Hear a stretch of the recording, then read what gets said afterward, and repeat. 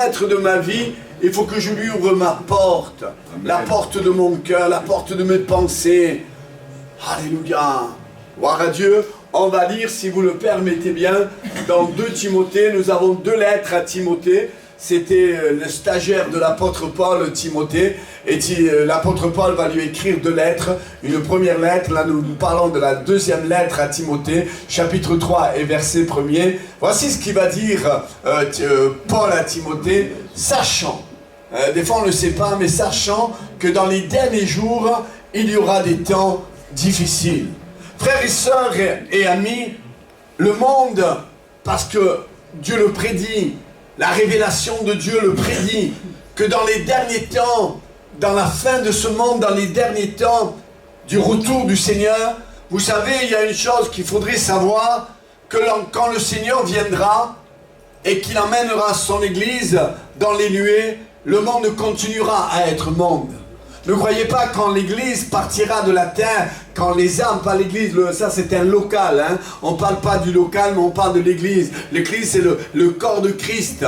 Alors frères et sœurs, quand l'Église, elle sera réunie, qu'elle partira, et avant de partir, la parole de Dieu nous dit que dans les derniers temps, il y aura des temps difficiles.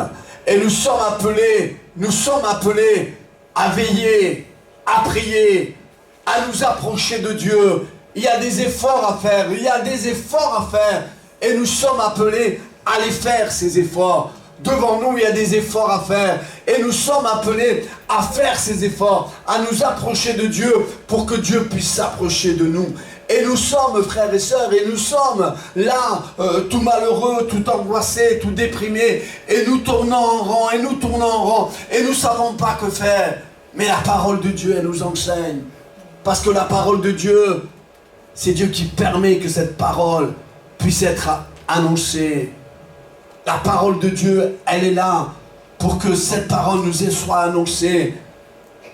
Pour que cette parole puisse venir nous bousculer. Cette parole puisse nous bousculer et nous dire, mais qu'est-ce que tu fais? Mais qu'est-ce que tu fais de ton temps? Mais qu'est-ce que tu fais de ton avenir? Qu'est-ce que tu fais de ta jeunesse? Qu'est-ce que tu fais, dit le Seigneur? Mais qu'est-ce que tu fais? Dans les derniers temps, il y aura des temps difficiles. Et je ne suis pas appelé à tourner en rond. Je ne suis pas appelé à tourner en rond, mais je suis appelé à avancer dans le Seigneur. Je veux m'attirer la bénédiction du Seigneur. Et pour m'attirer la bénédiction du Seigneur, il faut que je m'approche du Seigneur. Mais pour pouvoir m'approcher du Seigneur, il faut que je me force. Dans les derniers temps, j'entends, parce que la parole de Dieu, ne croyez jamais que la parole de Dieu dit une chose et n'a pas accompli la chose. Non, ça c'est pas la parole de Dieu. La parole de Dieu, elle dit une chose et la chose s'accomplit. Mais la parole de Dieu n'est pas quelque chose qui nous condamne. D'abord, elle nous avertit. Dieu d'abord, il est un sauveur. Demain, il va être un juge, mais d'abord, il est un sauveur. La parole de Dieu est celle qui nous avertit. Vous savez, il y a un exemple que je vais prendre très simple. Les gendarmes, les policiers, parfois, parce que nous sommes enregistrés, parfois se cachent derrière le sens interdit. Ils se cachent derrière. Et une fois que nous prenons le sens interdit, ils nous font voir qu'ils sont là pour nous mettre une contravention, nous enlever des points pour notre permis. Mais Dieu n'est pas pareil. Dieu est devant le sens interdit. Et il te dit, ne prends pas cette rue. Non, ne prends pas cette rue. Cette rue, elle est dangereuse. Ne prends pas ces idées, ces pensées qui viennent en toi. Peut-être ces pensées noires, ces pensées que tu n'arrives pas à te... Oh, je sens la présence de Dieu. C'est vrai, quand il y a de l'opposition, il y a de la bénédiction. Amen. Mais Dieu veut te parler. Et pas simplement te parler et te dire, mais attends. Moi, je ne veux pas pour toi des projets de malédiction. Moi, j'ai pour toi, pour ton foyer, pour ta femme, pour tes enfants, pour ton avenir, j'ai des projets de bénédiction. Alors, frères et sœurs, une chrétienne, une enfant de Dieu, elle va terminer son travail. Et quand elle termine son travail, elle doit passer dans une rue. Ce soir-là, elle était sombre, cette rue. Ça faisait noir. Et parfois, dans la vie d'un homme, dans la vie d'une femme, dans la vie d'un foyer, il y a du noir. Et on ne sait pas quoi faire, on est angoissé, on est déprimé, on est mal dans sa peau. Parfois on a tendance à ne plus avoir les forces de marcher. On a tendance de s'arrêter, de s'angoisser, de se déprimer. On tombe dans la dépression, on tombe dans l'angoisse, on tombe dans la maladie, on tombe dans l'infirmité. Parce que Dieu nous dit d'avancer, même si c'est dur, même si c'est difficile. On n'est pas là pour baisser les bras, on n'est pas là pour s'arrêter, mais on est là pour avancer. Et là, cette jeune fille, elle est là.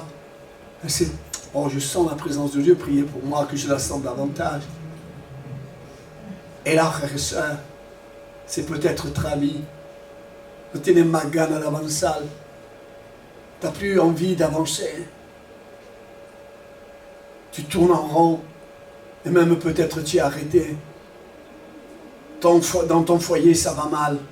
Dans ton foyer, peut-être il y a la maladie, il y a l'infirmité, il y a la jalousie, il y a les bagarres, il y a les disputes. Oh, tu ne t'entends plus avec cette femme que tu lui as donné ton cœur. Pas simplement que tu lui as donné ton nom, mais que tu lui as donné ton cœur. Et aujourd'hui, tu es déçu par cette femme, tu es déçu par ce mari, tu es déçu par cette société. C'est comme ça que ça fonctionne. Mangeons, buvons, car demain nous mourrons. C'est comme ça que ça fonctionne. Et tout cela nous rend malheureux. Et tout cela nous angoisse. Et tout cela nous déprime. Alors, frères et sœurs, cette personne va prendre cette rue. Elle va prendre cette rue. Il fait noir. Et moi, je le crois de tout mon cœur que je te parle au nom de Jésus. Dans ta vie, tu brades que du noir. Tu n'arrives plus, comme tu le faisais auparavant, de sourire. Auparavant, tu souriais. Auparavant, tu étais heureux. Auparavant, tu étais joyeux. Parce que peut-être ta vie était remplie de Dieu. Il y avait dans ton avenir des projets.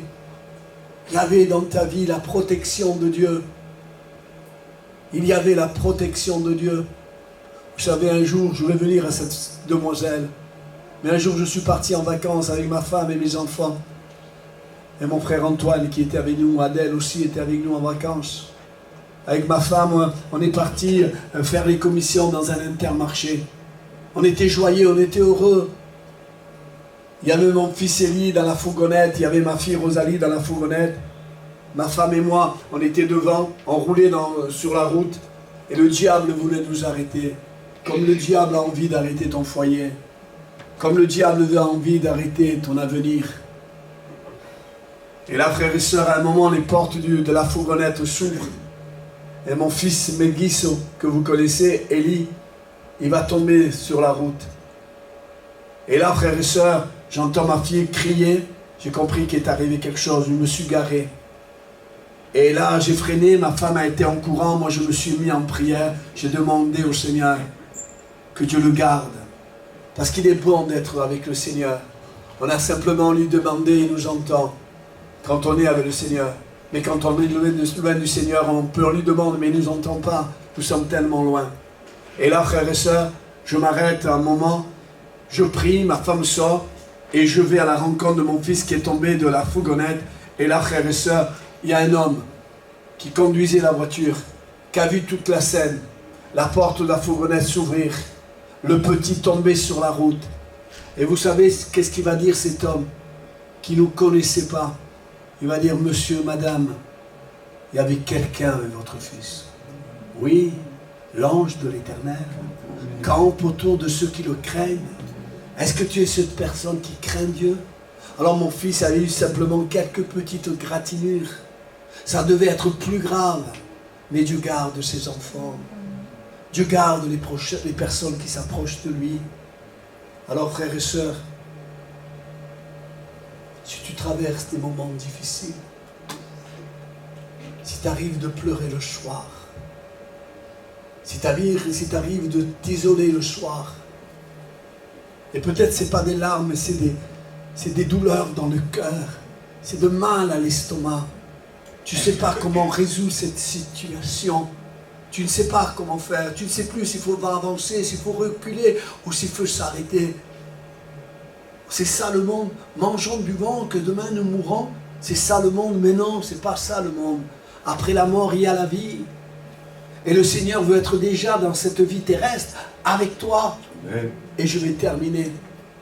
Alors cette jeune fille, je voudrais que tu te représentes comme cette jeune fille.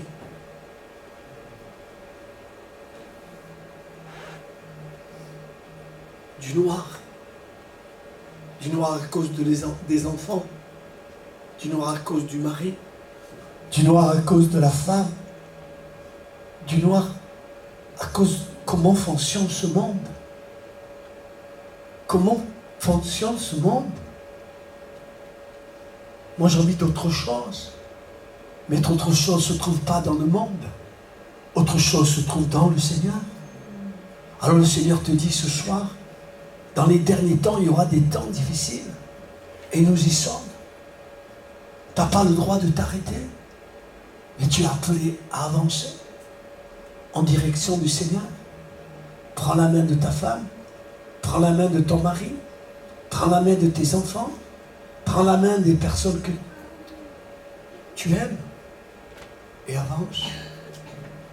Avance en direction du Seigneur. Avance en direction de Dieu. Je suis obligé de le dire avant de donner à cette demoiselle. Parce que je sens la présence de Dieu. Et je sais ce que je dis.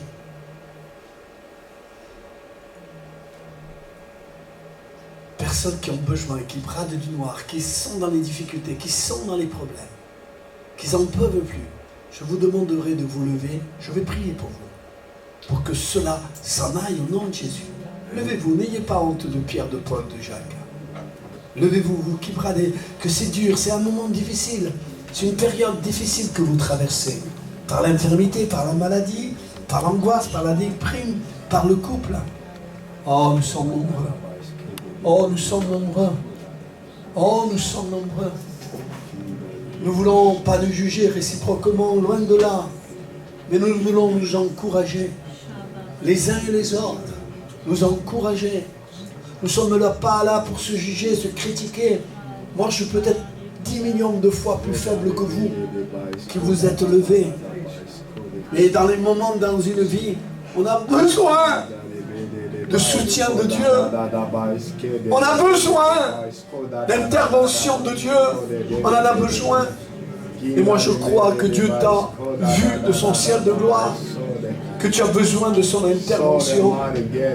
Et là, au nom de Jésus, je prie pour toi, pour que Dieu t'encourage, pour que tu bénisses, pour que Dieu te fortifie, que Dieu te donne la victoire dans ce que tu traverses. Amen. Au nom de Jésus.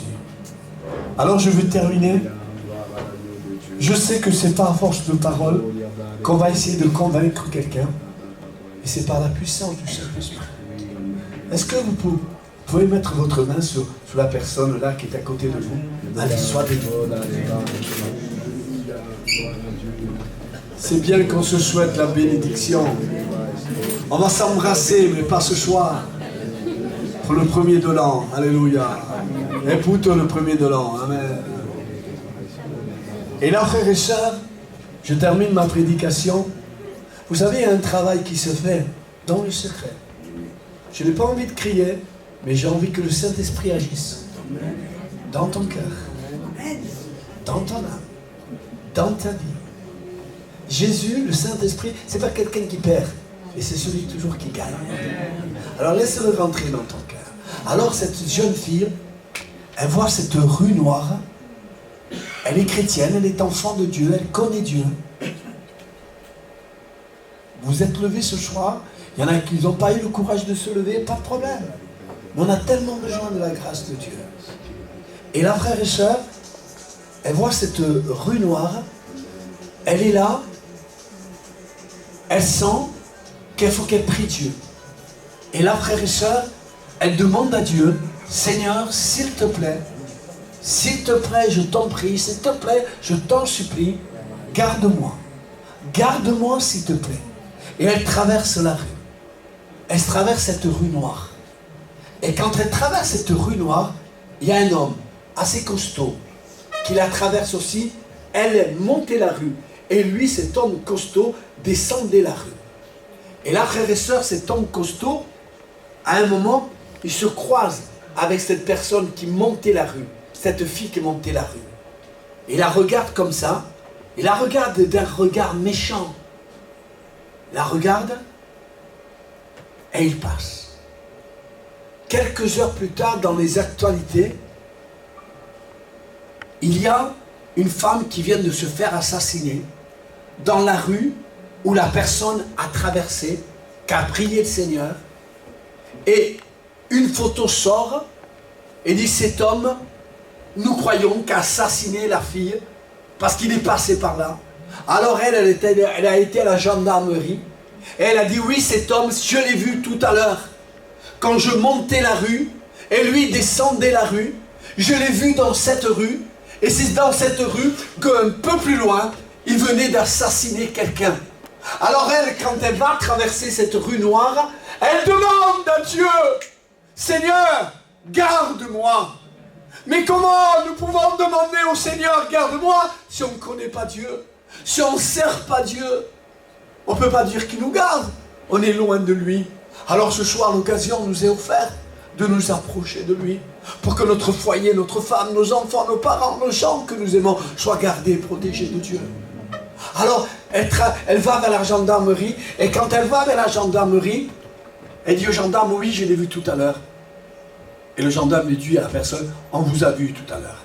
Et elle va partir à la maison. Mais avant de partir, elle va vers le gendarme, elle dit: s'il vous plaît, elle était chrétienne, s'il vous plaît, vous pouvez lui demander à cet homme qui a assassiné cette femme, pourquoi à moi il ne m'a pas fait mal? Pourquoi à moi il ne m'a pas tué? Pourquoi? On était dans une rue noire. Il avait un regard méchant. Il venait déjà de tuer quelqu'un. Vous pouvez me tuer à moi aussi. Vous pouvez lui demander.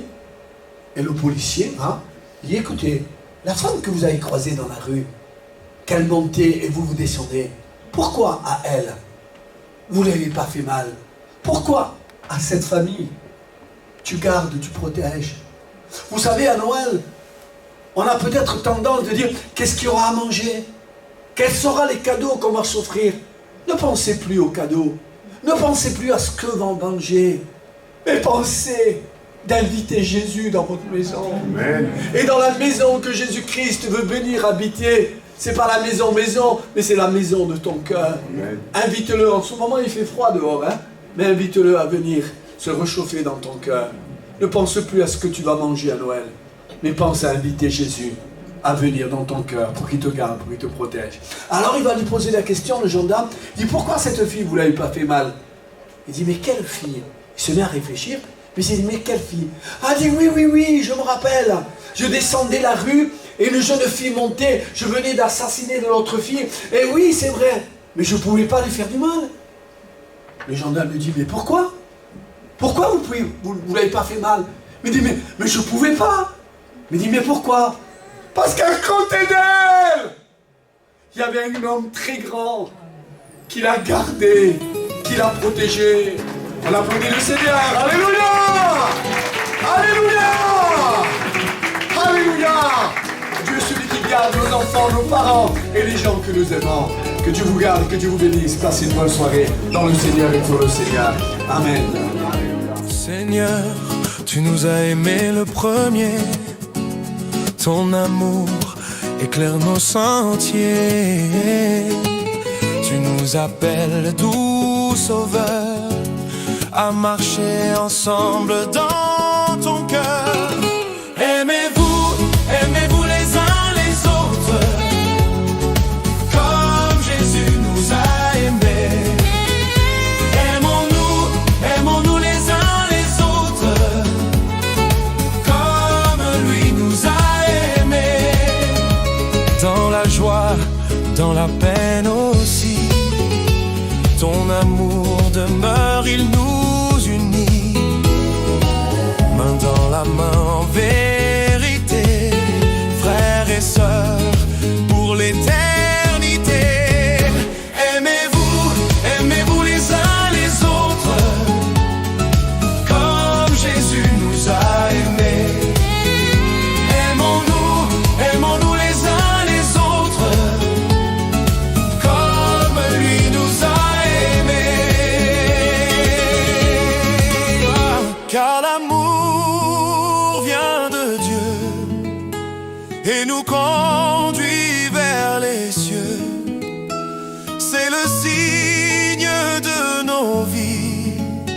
Jésus-Christ vit aujourd'hui.